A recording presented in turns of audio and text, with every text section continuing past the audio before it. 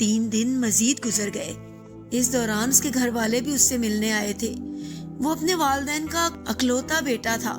ماں کا رو رو کر برا حال تھا، لیکن اس کے سکون میں کوئی کمی نہیں آئی تھی۔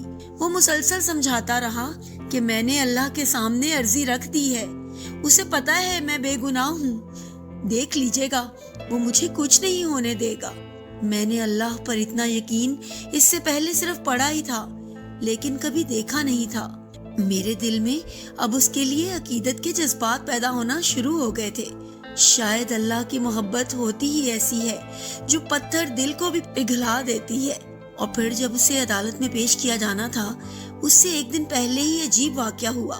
جس شخص نے خود قتل کر کے الزام اس پر لگایا تھا، وہ اپنی بیوی اور اکلوتے بچے کے ساتھ گاڑی میں کہیں جا رہا تھا کہ اسے ایک خوفناک حادثہ پیش آیا، جس کے نتیجے میں اس کی بیوی اور بچہ تو موقع پر ہی جاں بحق ہو گئے، جبکہ اسے شدید زخمی حالت میں ہسپتال منتقل کیا گیا۔